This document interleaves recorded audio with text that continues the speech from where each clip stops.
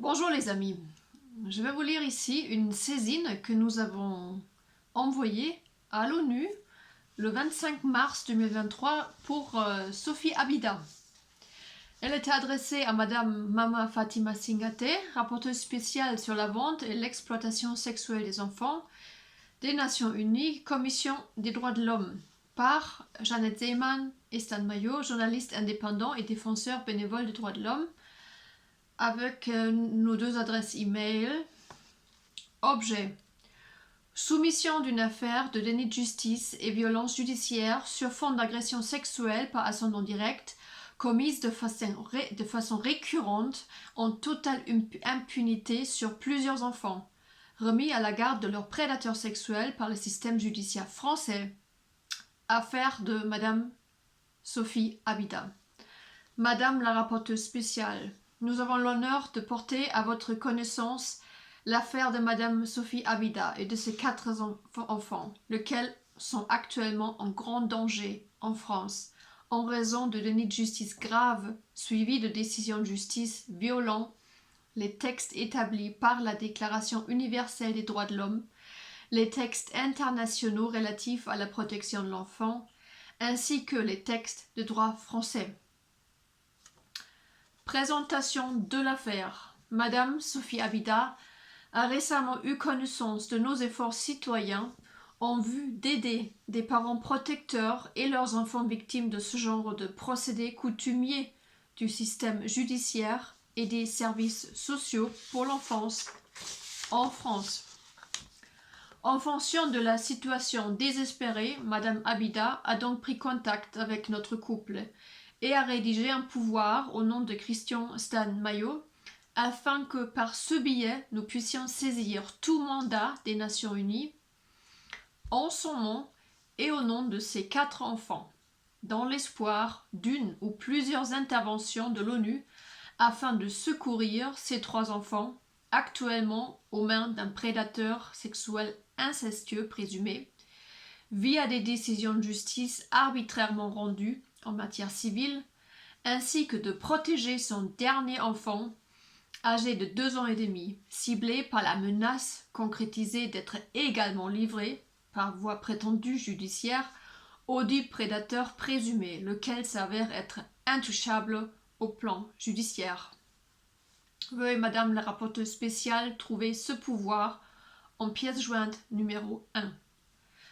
Veuillez également trouver en pièce jointe numéro 2 la copie de la pièce d'identité de Madame Abida et en pièce jointe numéro 3 les copies des pièces d'identité de tous les enfants, Eden, Naël, Jade et Iris.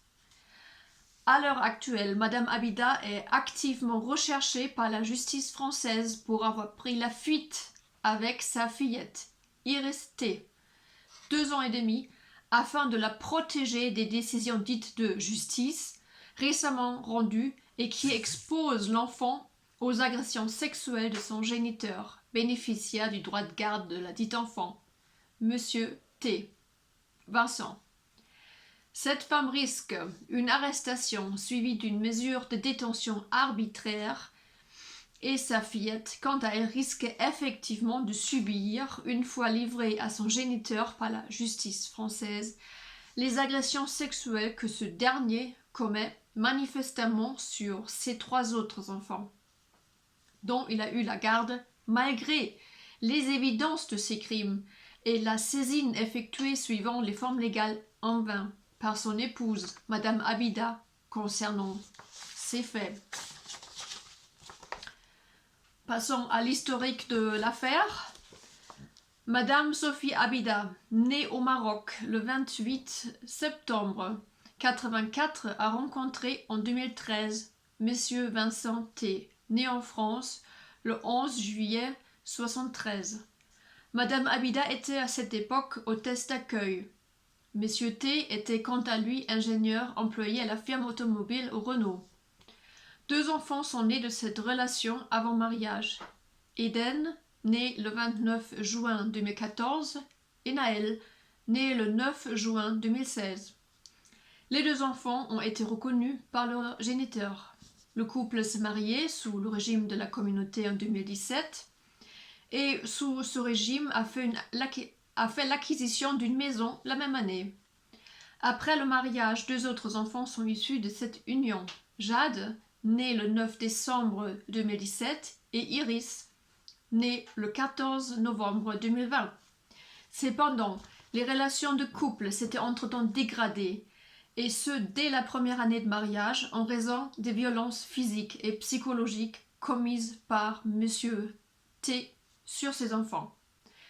Dès 2017, Sophie Abida constate que les enfants sont victimes de violences physiques commises sur eux par leur géniteur. Eden, 3 ans à l'époque, est victime d'une luxation suite à ces violences, faites constatées médicalement. Voir pièce jointe numéro 4. Ces violences sont constatées et de diverses formes, avec les empoignades, des coups, des gifles, des projections d'objets et des insultes. Selon les dires de Sophie Abida, l'individu compensait ainsi son manque d'autorité sur les enfants. Au fur et à mesure, les violences sur les enfants sont devenues quotidiennes et de plus en plus sérieuses. Madame Abida explique dans une des plaintes qu'elle allait formuler que l'individu avait une relation particulière avec sa propre mère qui appliquait un contrôle pesant sur sa vie. Cela ayant une influence néfaste, entre autres, sur l'autorité que Monsieur T entendait avoir sur ses propres enfants. Dans ce contexte alors conflictuel, Monsieur T avait, dès cette année 2017, confisqué les passeports des enfants, Eden et Naël, les 2 garçons. Madame Abida avait dû faire appel à la police pour régler ce conflit. La belle famille n'a jamais voulu, avant la rupture du couple, recevoir les enfants chez eux, n'acceptant que des photos, alors que les enfants étaient naturellement reçus dans sa famille, dans la famille Abida.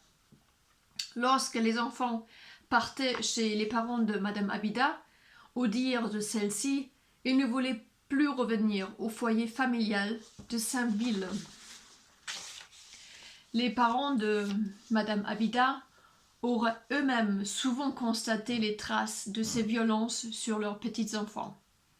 Madame Abida ne tentait aucune démarche judiciaire ou assimilée, espérant obtenir une amélioration de la situation, tentant d'établir avec son mari un dialogue apaisant et réparateur. Cependant, ne parvenant pas à calmer la violence de son mari, Madame Abida envisagea le divorce en 2019. Entre-temps, Jade était née le 9 décembre 2017 pour devenir également victime des violences de son géniteur. En entamant la procédure de divorce, Madame Abida fut conseillée par son avocat de l'époque qui lui expliqua que ces violences auraient déjà dû être signalées par elle aux autorités, lui conseillant de porter plainte contre Monsieur T. Madame Abida contacta alors une association pour avoir un autre conseil, laquelle lui prodigua le même que son avocat. Cependant, Madame Abida ne voulait pas en arriver à une telle extrémité.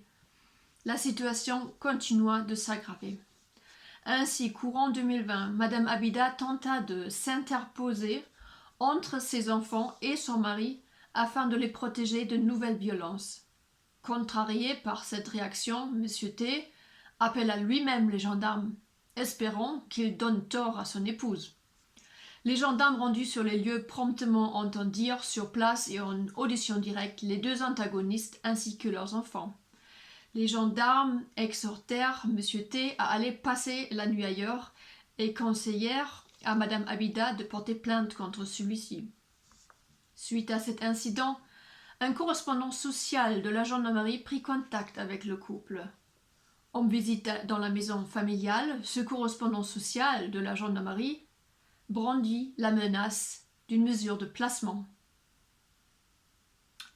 Le 16 mai 2021, Madame Abida déposa finalement une plainte auprès de la brigade territoriale de gendarmerie Donnez-Bleury-Saint-Symphorien, 28 700. Elle reçut un récépissé de son dépôt de plainte. Cette première plainte est en copie dans la pièce jointe numéro 6, qui est un fichier réunissant les diverses plaintes effectuées par Madame Abida dans leur ordre chronologique. Le 23 août 2021, Madame Abida effectua une demande de divorce devant le tribunal civil. Dans le cadre de la procédure de divorce, une première audience contradictoire fut organisée le 21 septembre 2021 au tribunal civil de Chartres pour entendre les deux parties qui confirmèrent respectivement leur intention de divorcer. Le 26 novembre 2021, une audience eut lieu au tribunal civil de Chartres dans le cadre de la procédure de divorce. L'ordonnance rendue ne tient aucunement compte de la plainte déposée le 6 mai 2021 par Madame Abida contre son mari pour les violences physiques commises sur leurs enfants, laquelle n'avait pas donné lieu qu'un simple rappel à la loi effectué par le procureur de la République. Pièce jointe numéro 5. Jugement rendu le 26 novembre 2021 incluant le rappel à la loi effectué à Monsieur T. Il fut simplement estimé que Monsieur T, ayant reconnu les faits et s'étant engagé à ne plus les réitérer, celui-ci pouvait bénéficier d'un droit de garde alterné. Les magistrats, au lieu de prononcer un jugement conforme à l'intérêt supérieur de l'enfant, au vu des faits de violence répétés pourtant reconnus par leur géniteur, rendirent une ordonnance de garde alternée qui mit les 3 enfants en péril de façon évidente, initiant alors un mécanisme pervers d'instrumentalisation de la justice au détriment de l'intérêt supérieur des 4 enfants aujourd'hui concernés dans cette affaire. Aggravation des violences commises sur les 3 enfants. Les 3 enfants ont été de nouveau victimes de violences graves lors des périodes de garde alternée chez leur géniteur. Le 5 septembre 2022, l'enfant Eden, l'aîné des 3 enfants, fit des déclarations à sa mère relatives à de gravissimes agressions sexuelles qu'il subissait ainsi que sa petite sœur et son petit frère. Les faits dénoncés par les enfants furent d'une telle gravité que leur mère dut saisir à nouveau l'institution judiciaire par le biais d'une plainte directe pour des faits d'agression sexuelle commis sur ses enfants par leur géniteur. Cette plainte est en copie en pièce jointe numéro 6, s'agissant du fichier réunissant les diverses plaintes déposées par Madame Abida. Le 6 septembre 2022, gendarme Thierry Beaulieu de la brigade territoriale de gendarmerie d'Annecy-le-Front effectua l'audition de Madame Abida en tant que représentant légal de ses 3 enfants, qui relata les faits de violence et d'agression sexuelle rapportés par ceux-ci. Le gendarme Beaulieu auditionna ensuite Eden, 8 ans et demi, en présence de sa mère. Eden évoqua les violences physiques subies par son géniteur, puis dénonça des faits d'agression sexuelle commis par l'individu sur sa sœur Jade et son frère Naël, qu'il dit avoir surpris une nuit en s'étant levé pour aller aux toilettes, restant caché dans l'entrebâillement de la porte de la chambre qui partageait son frère et sa sœur. Les détails que livra l'enfant sont précis et crus, à propos des agressions sexuelles commises sur son petit frère Naël, puis sur sa petite sœur Jade. Il décrivit comment, après des attouchements, son géniteur leur, citation, mit son zizi dans la bouche, à l'un puis à l'autre, entre autres immondices commises tour à tour sur les 2 enfants, parlant d'un liquide qui sortait du zizi du prédateur. L'enfant décrivit ensuite les agressions sexuelles qu'il avait immédiatement subies de la part de son géniteur, lequel l'avait surpris dans l'entrebâillement de la porte. L'enfant livra à nouveau le détail abject concernant le zizi dans la bouche, précisant que cette fois, il n'y avait pas eu de liquide en sortant. L'enfant, questionné par le gendarme, expliqua que les faits s'étaient produits régulièrement, mais qu'il avait trop peur de son géniteur pour en parler. En clôture de l'audition, Décrivant des violences physiques subies également du fait du géniteur, Eden rapporta des propos racistes de l'individu envers sa mère. Il précisa de ne pas vouloir retourner chez son géniteur. Retournement de situation. Le 8 juin 2022, Madame Abida recueillit à nouveau les dénonciations de ses enfants faisant état des violences physiques et psychologiques subies également de la part des grands-parents paternels, lequel était venu vivre dans l'initial foyer familial de Saint-Ville, Madame Abida ayant déménagé entre-temps. Madame Sophie Abida a dû effectuer pas moins de 7 plaintes directes, saisine du procureur de la République via la brigade de gendarmerie de son domicile, afin de solliciter l'aide de la justice pour protéger ses enfants des violences physiques, violences psychologiques et agressions sexuelles graves subies par les 3 premiers enfants commises sur eux par leurs géniteurs. Pièce jointe numéro 6, fichier contenant les diverses plaintes. Les faits dénoncés ont été étayés par les témoignages des enfants recueillis dans les formes légales par les enquêteurs lors d'auditions d'enquête préliminaire, par des photos prises des traces de violences physiques, ainsi que par des enregistrements en audio réalisés via un dictaphone dissimulé dans le doudou de Jade. Pièce jointe numéro 7. Fichier contenant les enregistrements en audio des agressions sexuelles commises sur l'enfant Jade par son géniteur.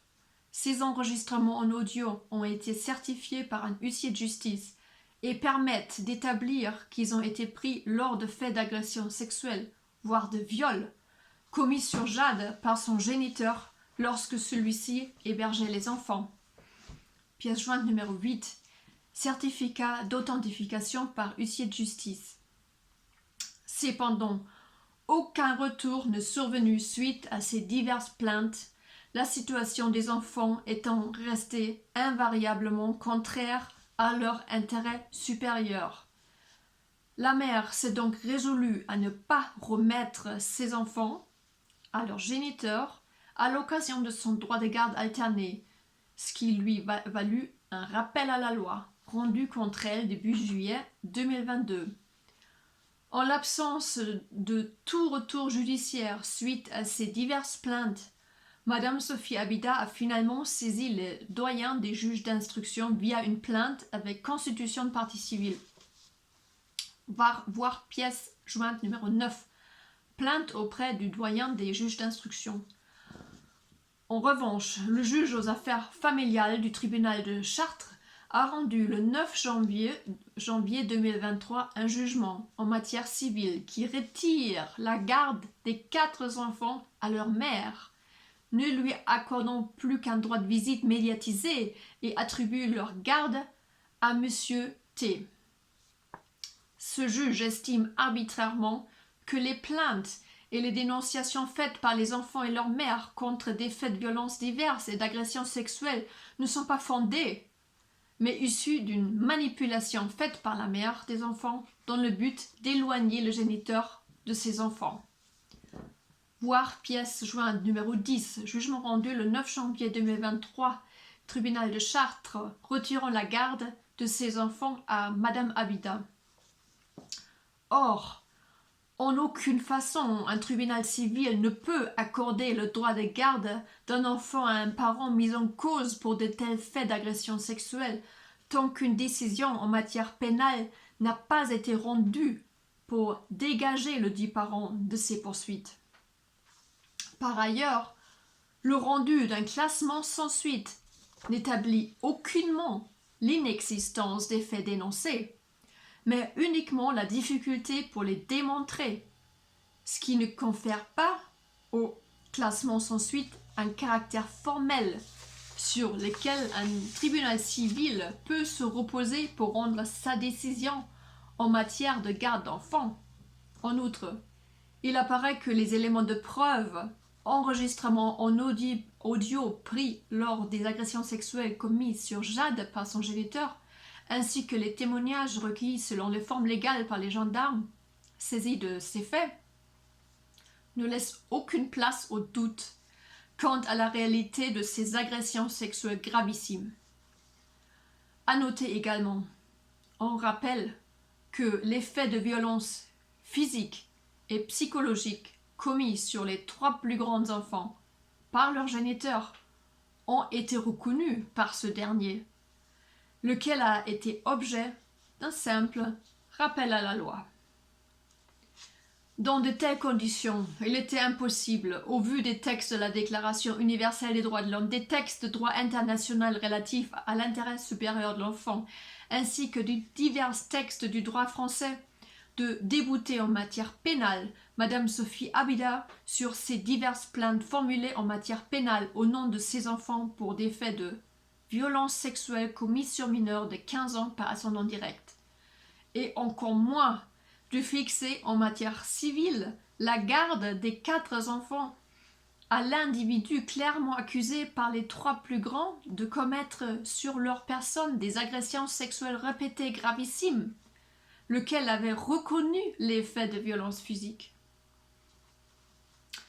Madame Abida fit immédiatement appel de cette décision. Cependant, la dite décision intervenant en matière civile, le recours de l'appel ne la suspend pas, et les 3 enfants ont été enlevés à Madame Abida à l'issue de l'audience dans le tribunal. Voir pièce jointe numéro 11, fichier contenant des enregistrements vidéo de l'enlèvement des 3 enfants par la justice à l'issue de l'audience. Le 13 février 2023, le juge des enfants au tribunal de Chartres rendu une ordonnance confirmant le jugement rendu le 9 janvier 2023, retirant à Madame Abida la garde de ses enfants. Pièce jointe numéro 12. Jugement rendu le 13 février 2023. Dernier développement. Après que ses 3 plus grands enfants lui aient été arrachés immédiatement à l'issue de l'audience du 9 janvier 2023, Madame Sophie Abida était dans le désespoir le plus absolu, effondrée à l'idée que ses 3 plus grands enfants soient à nouveau victimes des pires sévices, ce qui correspond à une menace réelle et écrasante. À noter que ces vidéos attestent du refus catégorique de l'enfant Eden à retourner chez son père et de sa profonde détresse à cette idée. Ce refus fut clairement et spontanément exprimé par Eden au moment où il fut arraché à sa mère avec sa petite sœur Jade et son petit frère Naël à l'issue de l'audience au tribunal de Chartres du 9 janvier 2023, ainsi que son immense détresse occasionnée par cette menace. Or, entre autres, les textes internationaux en matière de protection de l'enfance ratifiés par la France en 1990 stipulent que la parole de l'enfant doit déterminer la décision de le remettre à la garde d'un parent ou d'un autre. Aucun enfant ne pouvant être contraint de vivre chez un parent s'il exprime clairement le refus. Madame Sophie Abida était également terrorisée à l'idée que sa fillette Iris, la petite dernière, lui soit également arrachée afin d'être remise, comme les 3 autres enfants, au prédateur présumé.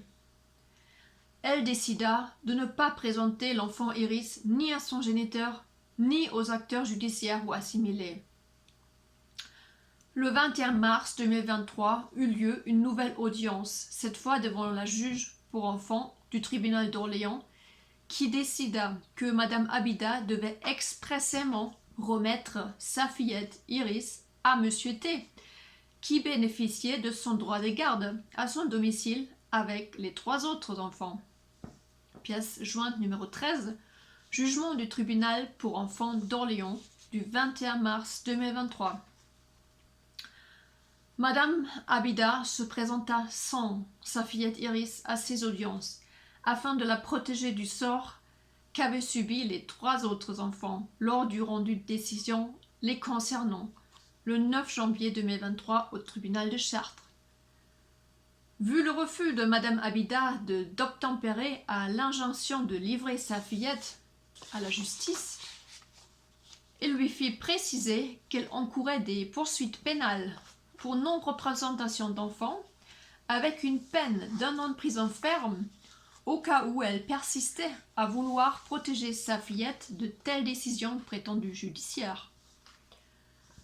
Considérant la gravité de la situation, Madame Abida n'a eu d'autre alternative que de prendre la fuite avec sa fillette Iris, restant dans le cadre légal de l'état de nécessité, mais s'exposant à des poursuites judiciaires non fondées pour soustraction de mineurs et des mesures de répression judiciaire pouvant aller jusqu'à la détention arbitraire.